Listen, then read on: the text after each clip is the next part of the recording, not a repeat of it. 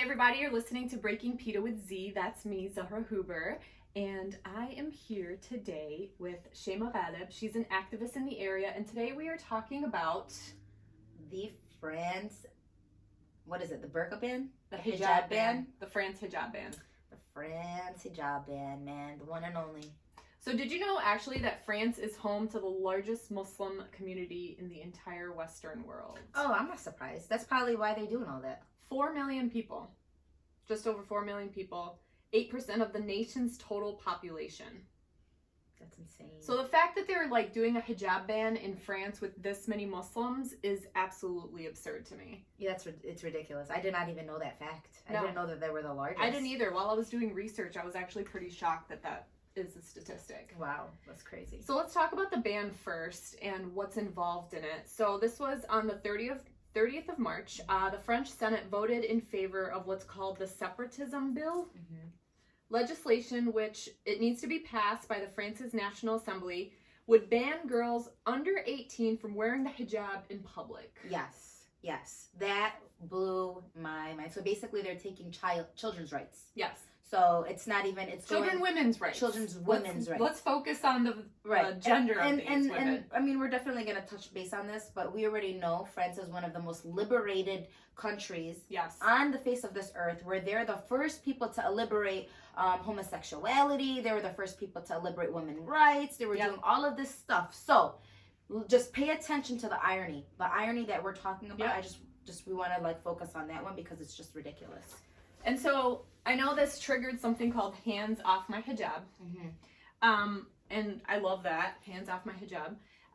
Because in Islam, it's actually a woman's right, and I've talked about this before in previous podcasts, that it's a woman's right to choose to wear the hijab. Yes. So you chose to wear it. Yes. I chose not to take it off, actually. Okay. Yeah. Really? Yes. Really? I want to know your story, girl. Girl, I'll tell you my story. Okay.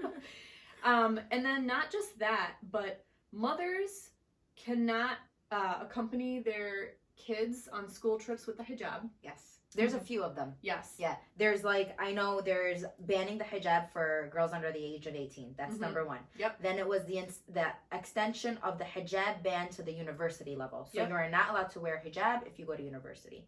And I was watching so many testimonials of girls that actually left school because of this. You have to. I mean, what are you going to do if you like truly believe in the hijab? Yeah. And if that's part of your like belief system in Islam, I mean, what are you gonna do? You know what blew my mind? This one's funny. This one is funny. So forget the field trip ones because that's ridiculous. Forget the uni because that's ridiculous. Yeah. Okay, but this one blew my mind. You know that Islamic like bathing suit that's like 2020? The bikini. It's banned in public pools. I know. That blew my mind because how many girls do you know that are afraid of their body, so they wear leggings and a t-shirt, which is basically the same thing. Absolutely. It's literally the same freaking thing. I know. So it's like.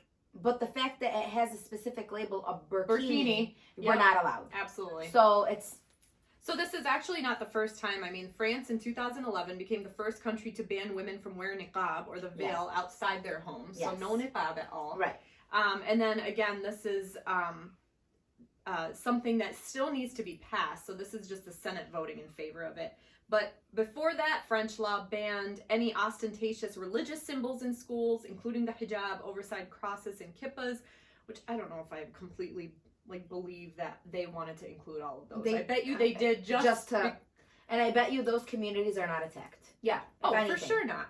I'm sure the Christians do not feel attacked. And the nuns I'm pretty sure the nuns can wear their they're basically essentially which is a scarf. Yeah. It represents modesty. Exactly. So in our term, it would be labeled as a scarf. Exactly. A hijab. Yep. It's just a different name for it. A hijab does not only represent the veil that puts on our head, it represents the movements of modesty. Yep. So these nuns or these other Jehovah Witnesses, what are they? Jehovah's Witness. Jehovah or Amish people. So they all are very, very conservative, and it's like they practice the modesty. Right. So it's just like and they actually practice more modesty. Like nuns have to wear the dress. Right. I'm sorry.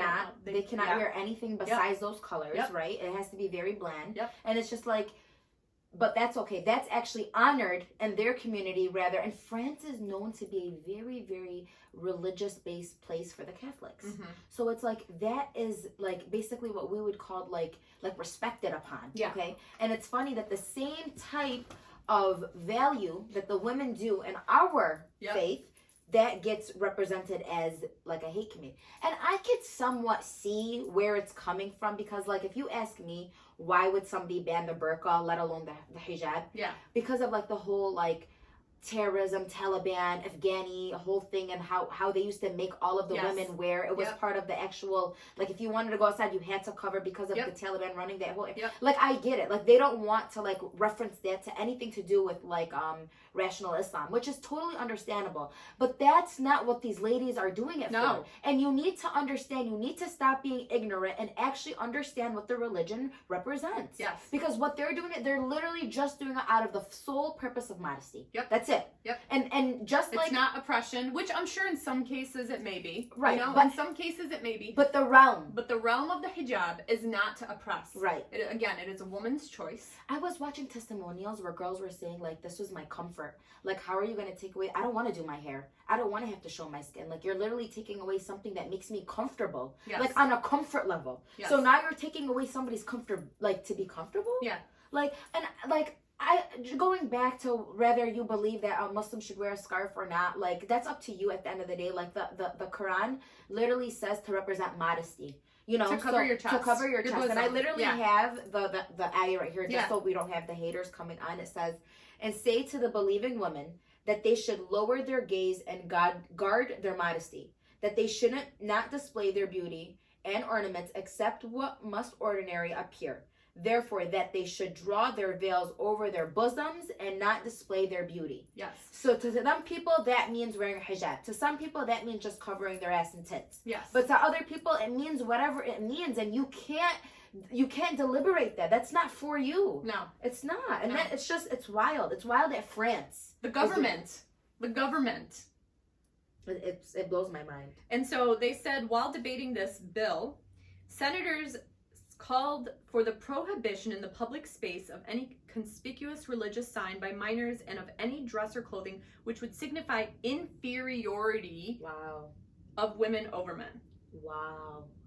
So it's not inferior, the fact that the government is taking away their right to allow themselves the choice. Yes. You're taking away somebody's choice, but then you're worried about them not feeling powerful enough. Like, you already stripped their choice. What more? What power are you talking about? You took it away. Exactly. So it's like you're forcing this weird ass power on these people that they don't want it. Yeah. And it's funny because like people just need to understand that yes, Christianity is the largest practicing religion on the face of this earth.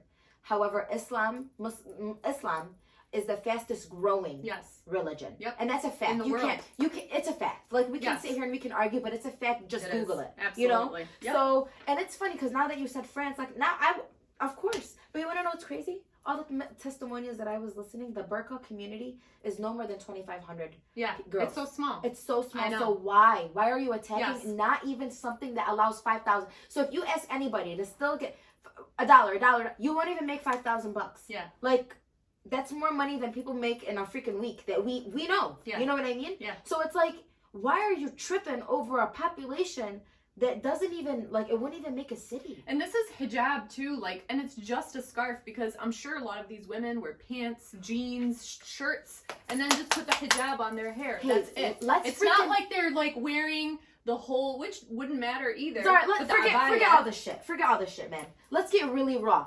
How about the fact that every person is wearing a burqa now?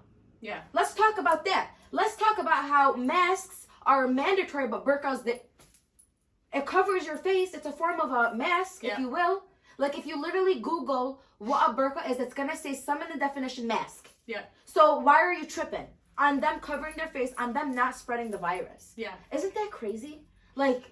Because they think it's some kind of bullshit. Yep. Because it's Islamophobia. Inferiority. And that's bullshit. Inferiority over women. How are we inferior by putting a hijab on? They know that they couldn't affect the Muslim men because if you want to know a stat, and this is sad that this is the only stat that we can actually get our hands on, and it's fact. Everything else is numbers that they won't even give us the real numbers. Yeah. Because they know females is everybody's soft spot. We all have mothers, we all have daughters, we all have sisters. So we all know what it means to have a woman in your life. And they know, okay, let's start messing with them. Yep. Let's start attacking the people that we know are going to genuinely make them fuss. Yep. And that's what they're doing. And everybody right now is still shocked. They're like, how the heck do we move? These protests are cute, but soon enough it's gonna be violence. Yeah. And we all know it. Yeah. And, then it's gonna be Muslims gonna be violent, we're right? Then we're gonna be the violent of ones course, again. like we're not so it's always... like, look at this. The Muslims are violent. We don't want them here. So you should be wearing hijab. Why did you even mess with it in the beginning? This yes. was you started messing with a population that doesn't even qualify 2,000 people. Yes. And you're messing, like, of course, now you're rallying up not only France, you're rallying up countries, you're rallying up people that are in America. We're the Western civilization. Yep. And we're riled up. Yep. We're like, what the heck is happening? Yes. We're the ones that are talking about this right now, and we're freaking millions of miles away. You know? So, like, the only thing that I could even, like, because I can't even imagine going through that. Because I remember when I was wearing the hijab, you know, I wore the hijab, I made sure, like, everything was covered. And I remember once I went through the airport and I was wearing a zip-up hoodie with a, like, tank top underneath it with my hijab. And the TSA agent was like, I need you to take your hoodie off. And I said, no, I'm wearing, like, a low-cut tank top. I'm not exposing myself, like, at the airport. And he's like, I need you to take your sweatshirt off. And it became an argument. I said, no, this is, like, my religion. Like, I cannot show my arms and my tits. You know, like, I'm a Muslim, I'm a hijabi, blah, blah, blah. And finally, back and forth, and he finally let me keep it on. And he's like, okay, we're just going to have to pat you down. I'm like, okay, fine, do what you have to do. And in that moment, I was so humiliated to think about how I would have to, like, take it off and show parts of my body that haven't seen the light of day, right? Right. And to imagine these women who have to take off something that they strongly believe in, that they've grown up with, that's part of their identity, to take it off because the government is fearing your people and doesn't want you to wear something that you believe is part of your religion. Listen to this testimonial that I was just listening to before I got here. It was this French lady that she was walking because I think she needed to get, like, milk or something very, like, needed. Yeah. So she was walking to the market. She ends up getting a ticket for wearing the burqa. So now she has this ticket that's, like, over $700. Like, it's a big, big ticket. And there's, like, this big, like, there's this man that he actually, France took away his passport. And they were like, you're not allowed to go anywhere. Like, you're done. Because he's paying for all of these burqa fees and all of the tickets and whatnot. My God. So he's over at $250,000 and, like, just paying all of these fees. And he was actually taking this lady to do pay her fee. And while he was handling it, the cop, of course, because he was just trying to get the lady a hard time. Yeah. He was like, no, I need to see your face. I need to make sure that this is you. So she had to show him, like, just so she doesn't get trampled on. Yeah. Or, like, so she was just like, whatever, it's just 1, 2, 3. So she lifted up her veil. She showed that it was her. She paid the ticket. She left. Those cops literally, this is from the guy's perspective, they were staring at her the entire time until she got out of their eyes' reach. Like, way to make somebody feel uncomfortable. Yeah, of course. That's the airport. And they know, too. That's the airport 24/7. Yes. That's the airport walking to the market. Yep. That's the airport situation walking to school. Yep. They can't even take their child on everything. They can't even take their child on a field trip. Yes. Like, yep. Way to take off your hijab so you can chaperone your own child. Way to distill a children's memory. Way to do that to a kid. Yes. Like, good job, France. You should be very proud of yourself. Because, like, forget what you're doing to these women. What are you doing to these children? What are you doing to these children's friends that are looking at you guys and they're like, what are you guys doing? Yeah. Because don't you guys think that's going to cause more Muslims? Yes. Like, are they... When you bring some type of hate, there's some type of truth to something. Yeah. Yep. And it's like... Yep. What you're doing right now is you're literally calling for more people to know what Islam is and to convert and to, like, be about upset. it and to be upset activists and to like now defend the Muslimin, which was never a thing. Yep. Absolutely. Now you have athletes, celebrities, actresses, people of all, like, kinds, walks of life, all kinds defending what's going on in France now, and it's like, this is what you did. Yeah. The politicians. Yes. Like, congratulations. What you guys did on what happened, you did. Now you're putting focus on it. You did exactly. So it's like, yep. Keep going. Yep. Like, we can handle Muslims. We handle the hate all the time. We know what it's about. We've been dealing with this since freaking 9/11. So it's nothing new. I mean, since before. Way before. But let's be real. It started getting that's when it got worse. Yeah. Since 9/11. So we've been actively being targets since 9/11. We have not moved from the target's eye. How many times have I walked in and I get my scarf pulled off? Yep. How many times will I go to the mall and I'll hear a stupid racist comment about how I need to get kicked back off the border? And I'm just like, first of all, like, say the word right. That's number one. Number two, I'm not from the border. I'm from, say the freaking sea. Something. Like, come on. Like, it's so ridiculous to the point where it's just like, keep going. Yeah. Like, at this point, Absolutely. Just keep going, man. Yep. Like, you're just making my skin that much more thick. Exactly. Okay, so unfortunately, it's no different than Iran. Right. The country of Iran. which we all know as Islamic Republic of Iran, right? They force their women to put the hijab on. Now, Iran is not just home to Muslims. Right. It's home to Christians. Yes. It's a home to Jews. Yes. Dorzis, exactly, who don't believe in having to wear the hijab or covering up. However, in Iran, you have to wear the hijab. And I have many, many Iranian friends who hate the hijab, even though they're Muslim, because they've been forced to wear it. Yep, they've been forced to wear it their entire life because the government wants them to wear it. And then there's countries like Yemen. Yes. Yeah, which makes you wear the niqab, right? Yes. In parts of it. Yes. No, is it the whole country? So not the whole country. So like if you don't want to wear niqab, you don't really necessarily have to, but you will get looked at. Like it's not the norm. Yeah. The norm is to cover. The norm is to wear the completely black abaya with the black scarf and the black niqab. Like even sometimes even cover up your hands. Like it goes to that extreme. But like for example, like my family is a little bit liberal. Like we've had generations in America, so you know, like more America's our home. So when my auntie went to Yemen, she didn't cover her face, and she just felt, well, like I can handle the stairs. You know what I mean? Yeah. But other people, it's like, no, man, I can't. Like my husband won't let me, my brothers won't let me. My Do you dad have won't. to wear the hijab though in Yemen? So not to be honest with you.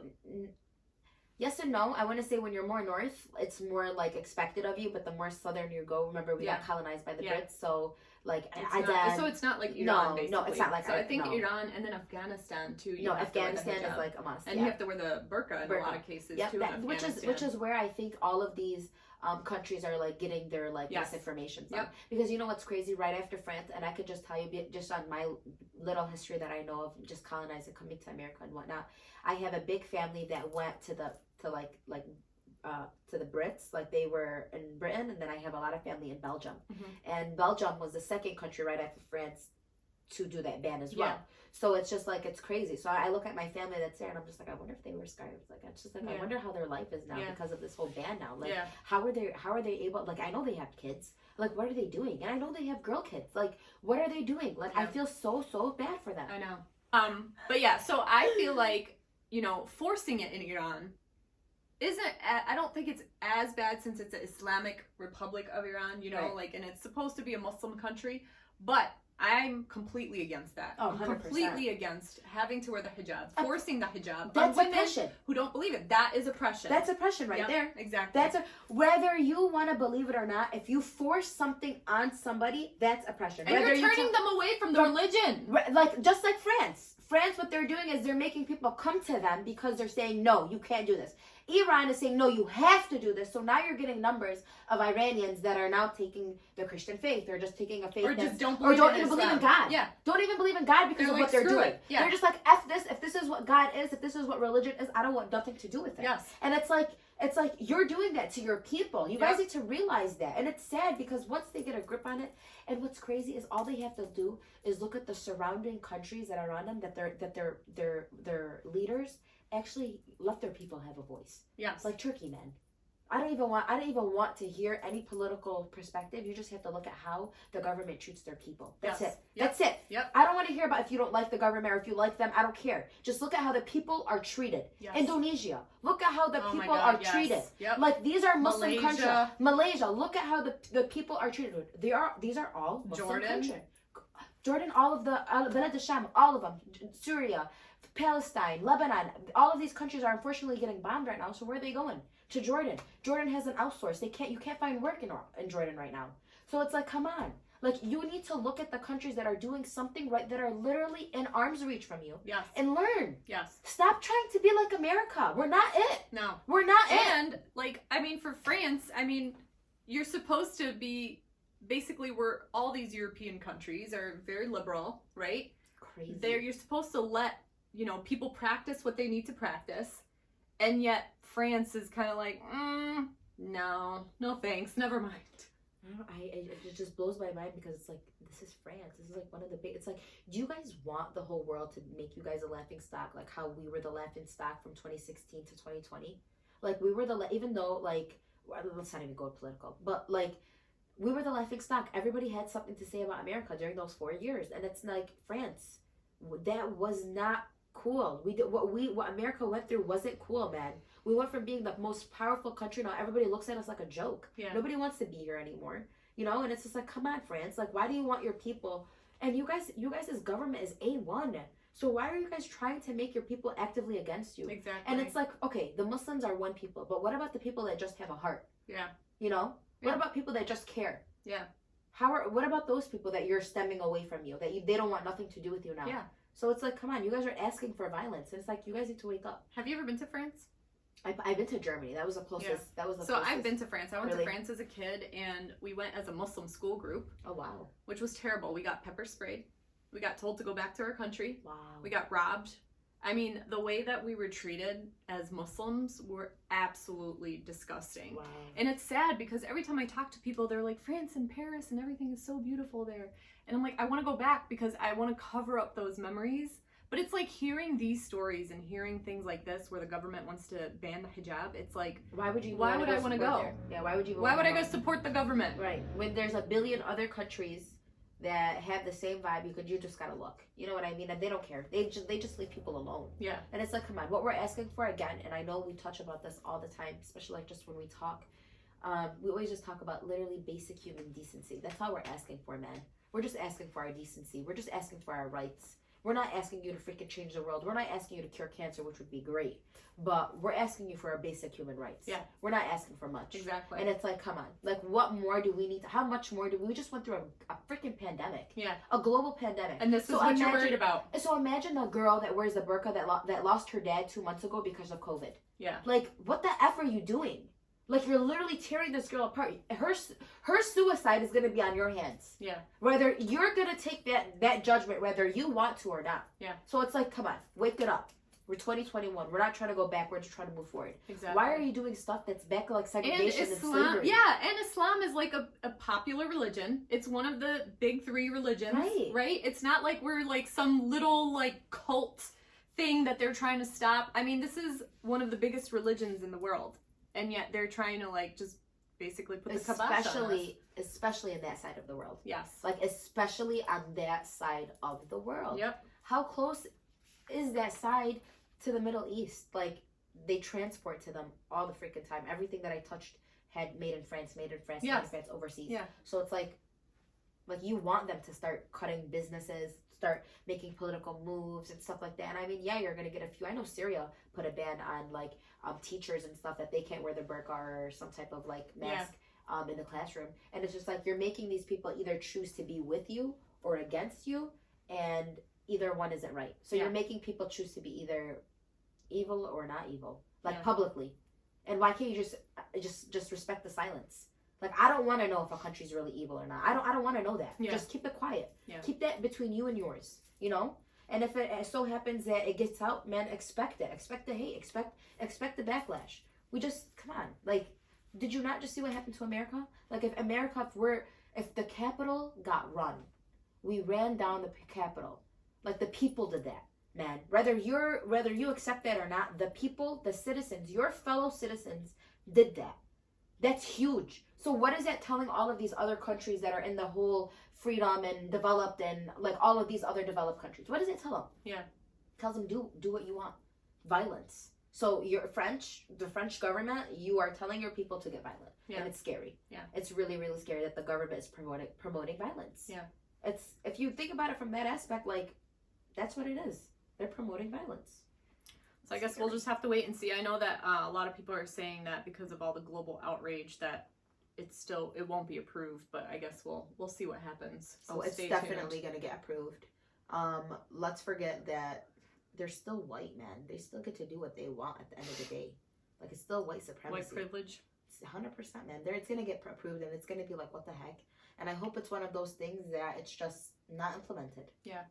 Or they just give like a certain zone, and you're allowed to zone it out over there, and hopefully it's a big ass zone, so it's not affecting a couple people. I'd rather them have to move than to get kicked out of their freaking house, or not to be able to leave their house, or to have to go to another country and leave their home, or to not even go to school. So they can yes, I know. Like university. I know. Like you're telling these people you guys can't move on in your life, so you can't even get them out of France. Yeah.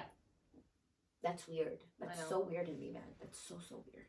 So I guess we'll just have to wait and see. Shayma, you're such a firecracker. I love having you in my life. I love you. And I love your mom. I know. Shayma apparently worked with my mom, so when she showed up here, my mom was here. Fangirling to the fullest, man. Great family, man. This is Dearborn, by the way. It is. I did an episode called Dearborn Things, where this is Dearborn. You run into somebody you know at some point. Oh, I'm the worst person to take. Like, even out of state, I run into people. Like, it's like... That's because you're a goddamn firecracker. It's cancer in me, y'all. It's cancer in me. Shayma, you're awesome. Thank you so much for being on my show. Man, anytime. I love you, man. We'll talk about conspiracy theories one day. Can we please? Like, I'm all mermaids. Don't you want to believe in that? All right. Thanks. Thanks everyone for listening. Bye.